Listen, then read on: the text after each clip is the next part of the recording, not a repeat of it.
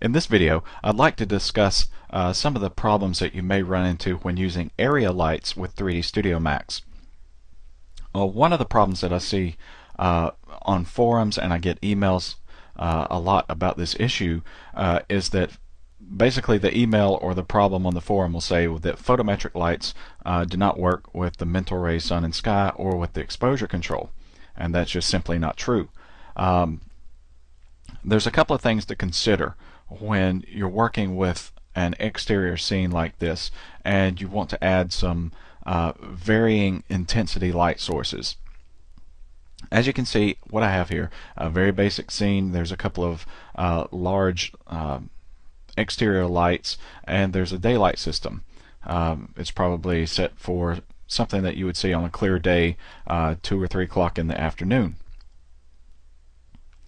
And now what I want to do is go in and add, enable these light fixtures to be on during the day.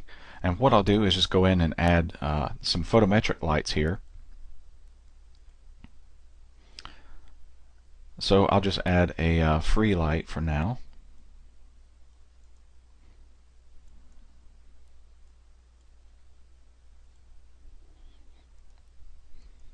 And just position this into place.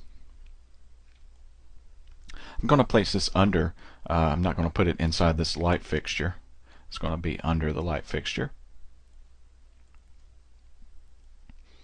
And what I'll do is make this an area light.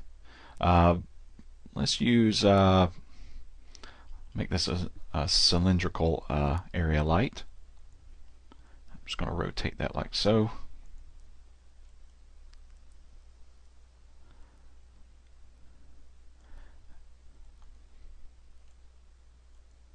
Something like this. And I'm just going to instance this over to this light fixture.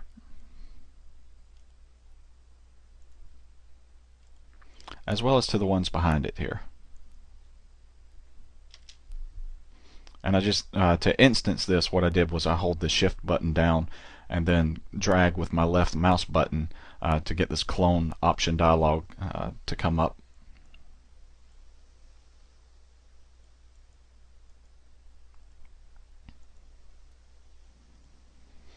And I'll give this a, well, let me turn this off first.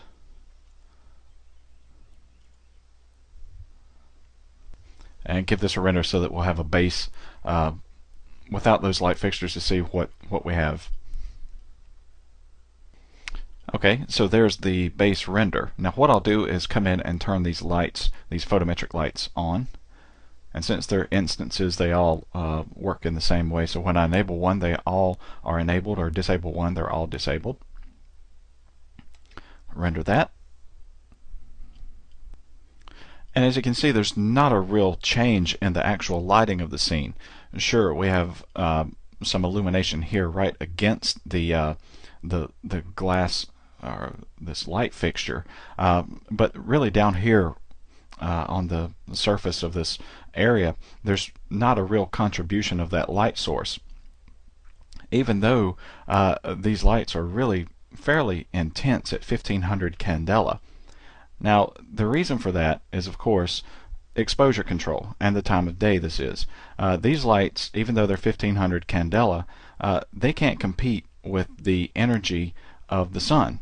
So what we have, the issue, I guess if you want to call it an issue, that you have here is that the exposure control is balanced for the sun and not for these particular light sources. If I decrease the exposure control to where these lights will become more visible, you can see how the daylight system is blows out the scene. It's always going to be more powerful than really these man-made lights down here. Let me just bump that back to 14. An example of this, I went and Googled some examples here for street lights, and as you can see the light source, but you can't really see any contribution that it's making to the area around here like you would see at night, obviously. Again, because this is nowhere near the intensity of the light, and the person that took this picture had to balance the camera exposure for this daylight instead of that particular light source. So if this were an evening, what I could do is come in and cut off, disable this sun and sky. I need to do so in the environment as well. And then come in and change my exposure control to something like 8 maybe, or 4. And now you can see how these are going to affect the scene. So I haven't touched, as you can see, I haven't touched the settings on the lights themselves. All that I've changed is my exposure, which is what you would do if you had a camera and were in a real world situation like this. At night you use different exposure settings than you would during the day. Now, while I have this scene open, I want to talk about another issue. One is, if you notice how extremely bright this is, some of these light sources, and there you can see 154 value here. Think of this, if you see the RGB values and the real world values. As I move the mouse over, to bring this dialog box up, I'm just clicking with the right mouse button to see the pixel values here. As you can see, some of these are really intense. There's 188 pixels strength, real value, I guess you could say. So what this would cause is, if you have very bright areas like this, it can create problems in your scenes with Final Gather. It may have a hard time clearing up an issue like this, because Final Gather tends to not like a very small, very bright areas of light in your scene. What this comes from is these, of course, very strong light sources here. But it can also create another problem with the anti-aliasing. As you can see, you have these jagged edges. Just because you have such a bright area, such a white area, this is so intense versus nothing. It's very difficult to anti-alias that. If you're using some of the sharper filters, such as the Mitchell or the Lancos, that effect could be even more prominent. So to make that less visible, you'd use a box filter. But the other option there is to kind of cover that up using the glare camera shader. And it's there by default in Macs 2009 and 2010. You just have to enable this. And I'm just going to drag this over to the viewport as an instance. And I'll just leave the settings to default for now and give this a render. Now, as this renders, what's going to happen is that glare is a post-rendering effect. So that means that once the render is complete, the glare will analyze, or Mental Ray will analyze the scene and apply the glare to areas that are greater than 1.0 in intensity. And then it ramps up the intensity of the glare based on the brightness of the objects. So once this scene goes through and renders, what you'll see is some of these areas that are over a value of 1.0 on the real pixel value here, they're going to have that glare applied to them. And you can see it's calculating the glare pass now. And that's really bright, obviously. So what you can do is go in and change the settings on this. To make that less prominent effect, you can decrease the spread value here. I'm going to put that down to 0.25. I'm going to increase the quality, and what that's going to do is kind of tighten up that glare area. Close that and give this a render again.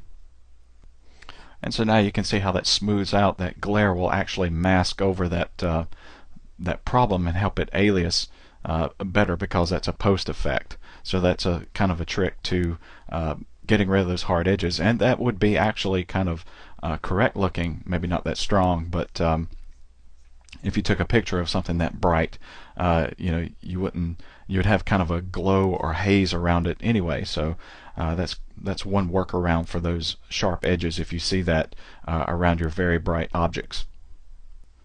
Okay, another issue that you may run into when working with area lights would be basically how the area light is emitted when using mental ray in 3D Studio Max. What I have here is a scene that has various photometric lights and a couple of other lights. Here I have a photometric cylinder light, a photometric sphere, photometric disc, photometric rectangle, photometric light that's set up at line as a line type. And when I say that, of course, I'm talking about the area shape here, if you will. The default point light, I have a skylight portal that's set to be a visible area light source. I have this piece of geometry that has a self-illuminated material on it that you can kind of use those as light sources if you use that with Final Gather. I'll talk a little more about that later. And then here I have a mental ray area spotlight, and it's set up as a rectangle light instead of a spotlight. Here you can see the spotlight shape, but also the size or the shape here is set to rectangle, and it's 120 inches, so these are rather large light sources here. I believe all of these are, I'll try to keep it around the same size, yeah, 120 inches. So what I'll do is I'll give this a render and then talk about the results. Okay, now the render is complete. Here I've got a couple of the lights, as I said, set up, and some of the results are expected, and then some of the results may not be as expected, like this mental ray area spot, where back in the past we would all make these thinking that this was going to produce a nice even light source if we set this up for a rectangle, and as you can see, it didn't. It emits still from the center like a spotlight. So keep that in mind if you're using these standard lights like this mental ray spotlight here. Let me just click on this, select lights. If you're using these standard lights like this mental ray spot and you're thinking that just because you set up this area that it's going to emit light from that entire area, that's not the case with these. It still emits from the center.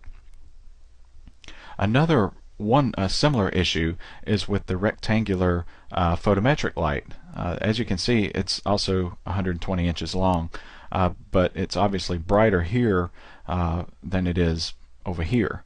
So it too kind of emits from the center, and that tends to throw a lot of people off by, again, expecting that it will emit an even amount of light along the entire length of this light source, such as this mental ray sky portal, which I mentioned previously in the light discussion. You can use these as light sources, as area lights, and you can see that it does provide somewhat even result.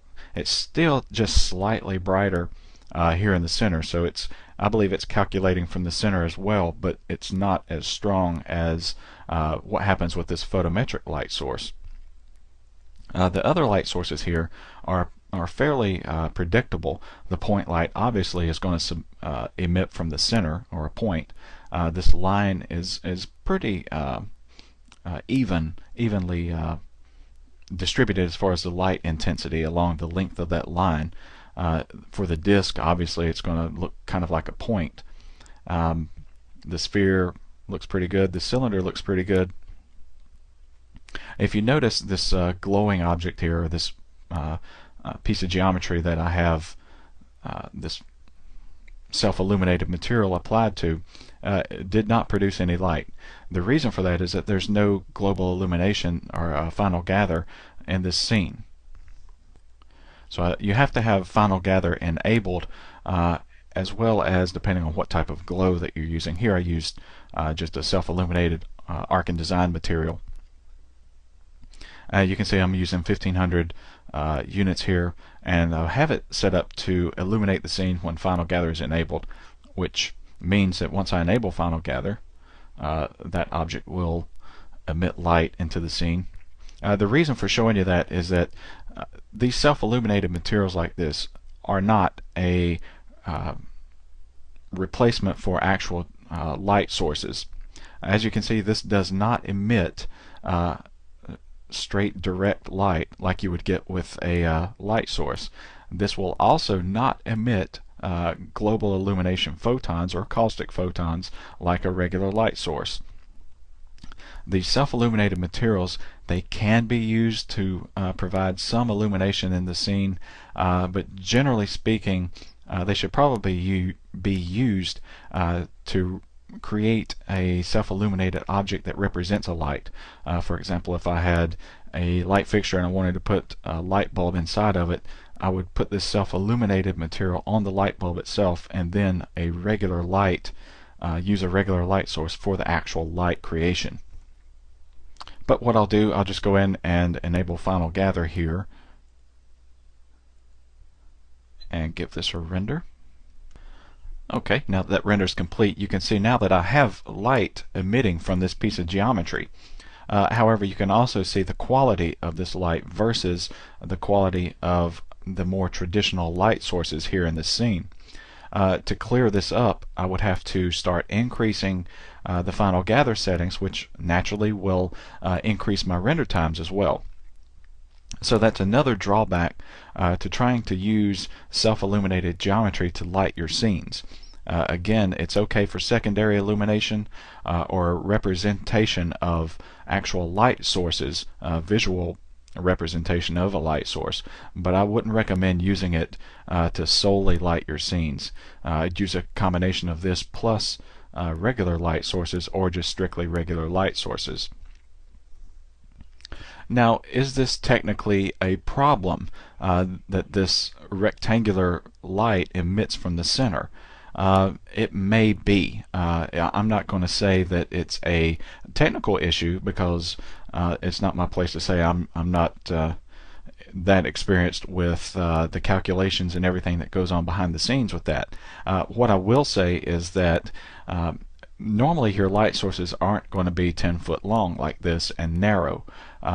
More than likely it won't be an issue 90% of the time. Where it will become an issue is if you're trying to create very large light sources. And I have a good example of that would be, let me just open another file here. And I'm going to open this warehouse scene, if you will. It's just basically a box, a giant, beautiful box, if you will. But what I have are a bunch of photometric lights set up in here where I would assume one would normally place lights in a large warehouse like this. Now, generally speaking, the more lights that you have, especially when it comes to area lights, let me be specific with that, when you have more area lights in your scene, the render times can get kind of out of control if you're not careful. You could go in, as I mentioned in the lighting tutorial, and adjust this far attenuation and start tuning these down to bring down your render times. But what if instead of adding all of these lights, you want to just use one large light source to illuminate this room? Let's say because you want that speed increase because you're doing an animation of this scene. So instead of having to calculate all of these separate light sources, you can just put one giant light in this room and save some time on your renders. So let me just give this a render first. What I'm going to do is, while this is rendering, I'm going to go ahead and cancel this because I want to replace this concrete floor with a more neutral color so that it will be easier to see the light distribution here. Okay, so here you can see the rendered result, and we have, as you would expect, a couple of hot spots where the over or underneath where these lights are, which you would have in real life. But again, what if this was for an animated walkthrough or fly-through, and I really didn't care to see that? I just wanted a nice even illumination in the scene. Well, one would think that I could go in and delete these lights. Let me go in and switch to where I can select these lights easy. And I'll just leave one of them and bring it here to the center. And I'm just going to make this a extremely large light source. As you can see here, it's quite large. Obviously, you're not going to have a light source this large in the real world.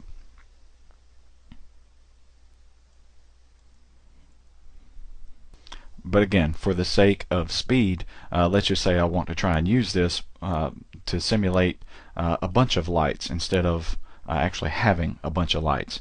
So I can tell now that what I'm going to need to do is increase the intensity on this, because when you start making area lights this large, they tend to lose their strength due to that decay, and because it's calculated from the center here. So let me just give this a render. So as you can see, as this is going through and rendering, how we definitely have a center hotspot here instead of an even light distribution along the length and width of that area light. So this really would not be an option if you were going to try to speed up your renders and just use one large area light.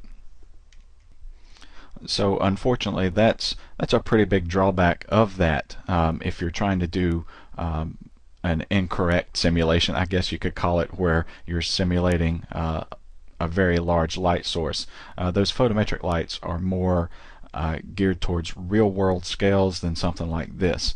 So that can be a drawback because we don't have a nice even light source. I could use the mental ray portal light in here, like I showed in the previous scene, because it handles this a little bit better than the photometric lights, but it still produces a bit of a fall off here, and I can show you that in another scene here. Let me just open this, and here I have just a basic scene that I'll often use to test like studio setups and things like that, studio lighting. What I've got is a mental ray portal light behind this piece of geometry, and this geometry has a translucent material applied to it. You can see the translucency weight is 0.95. It's sort of a glossy, transparent with translucency material. And what this is going to do, I set this up because I wanted that light to hit this and diffuse, and sort of like a lens cover that you may see over some of these light fixtures in lighting studios, kind of like a cloth diffuser, if you will. And so I set this up. Let me go into the camera view here, and I gave this a render, and what you'll see is that it does produce a nice diffuse, but in the very center you're going to have a little hot spot here, even though this is using the mental ray portal light. And so as you can see, even though this is using that mental ray portal light, which handles that center calculation better than the photometric area light, I still have a sharp or very defined point here in the center of this material.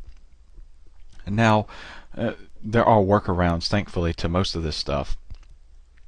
And one would be for this, instead of having the light go through this material, I'd probably just put the light on the front side of the material, and then make this object a self-illuminated object, and give it some soft edges on that self-illumination, and that would provide my reflections, and this portal light would provide the light source. So that's kind of a workaround to this. I just want to show that if you're using a different renderer, you may not have this problem. This is something that, and again, let me just specify that this isn't technically a bug or anything like that. This is how it's just calculated. If you're using another rendering system like V-Ray, I have one set up here in V-Ray. This is just a large V-Ray light, and let me check my size here. Let me make that smaller.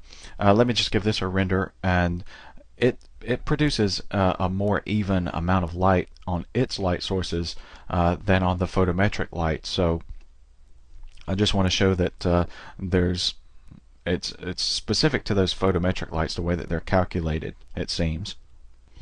And again, I'm not saying one is right and one is wrong. I'm just showing the different results that you can get if you're using different rendering systems. And this light source, an even light source like this, you could use substitute this, make a large light source in place of several different light sources if you had a nice even light distribution like this. Now there is one other area that I want to talk about that may cause some confusion, and I'm just going to go back to that studio type scene that I have. And what I'm going to do is just delete these light sources because I want to use the photometric lights instead of this.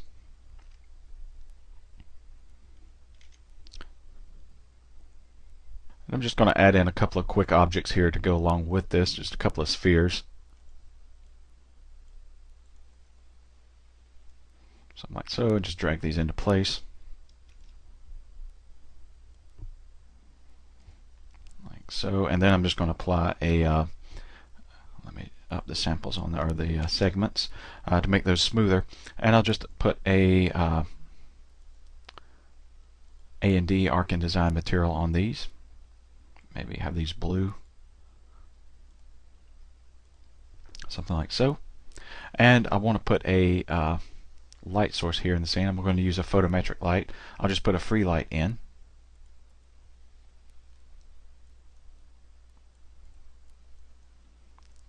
Move it somewhere in a place like that. And I want this to be uniform diffuse because I don't need light emitting in all directions here. Roll those up. I'm going to make this a rectangular light source.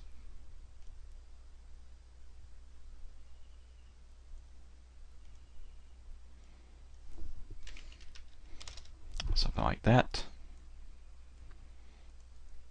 Maybe rotate it so.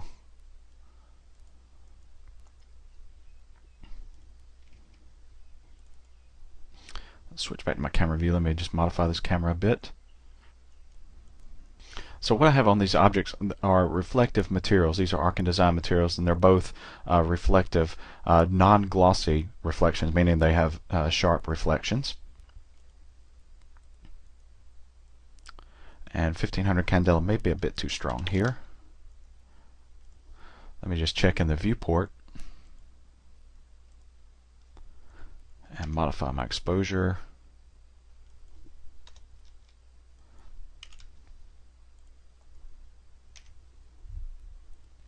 In order to see how this looks, I of course need to turn on hardware shading.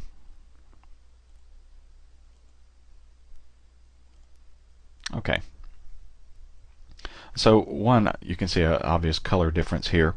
If I pull up the exposure control settings, I have my Kelvin on the exposure control set up for whatever that was, 3200. You can see how changing this changes the look or the color of the exposure control. I'm just going to set that to 35, and if I match this with the light color here, that'll produce a white light source. And so what I want to look at here is the rendered reflections here. So to speed this up, I'm just going to go in and disable Final Gather and let this render.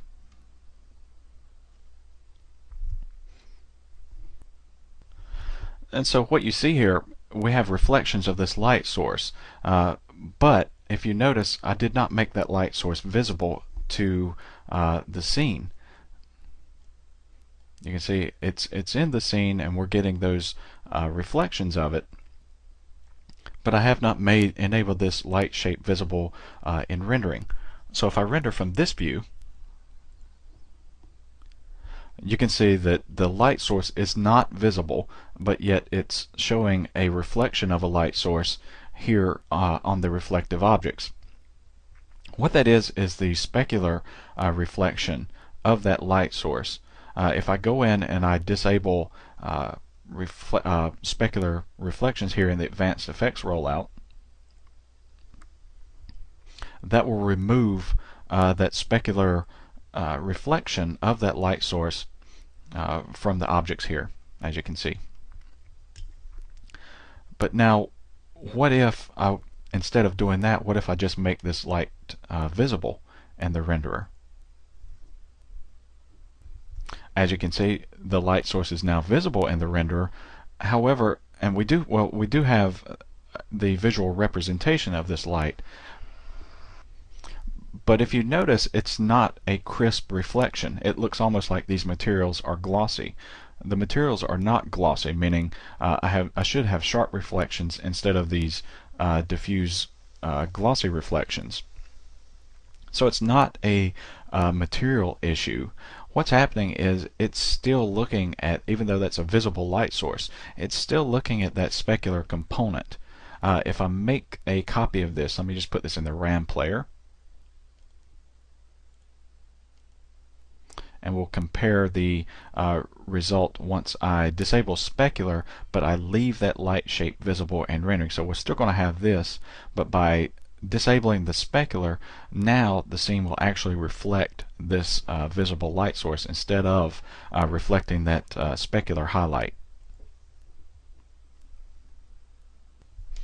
So now you can see I get those really sharp reflections there. Let me just load this in, and you can compare the results. Let me put that there. You can see that's the specular reflection, and that's the actual reflection of the object. So that's another area that may trip you up once you're getting started and learning your way around how these lights work and some of the little nuances to this thing. And so now, if I wanted a glossy material, I could actually dial in the glossiness of that A&D material instead of having that fake specular. Just, I believe, one more quick note about this visible light source. If I go in and I hide all of the geometry here, I believe that's frozen. Let me unfreeze this and hide that and give that a render. Even though that light source is visible, it doesn't show up in the render. You have to have a piece of geometry. Let me undo and unhide that, and you'll see that it'll show up this time. So even though I have that enabled, if you don't have any geometry in your scene yet and you do a render, you won't see that visible light source. And that tip will conclude this video.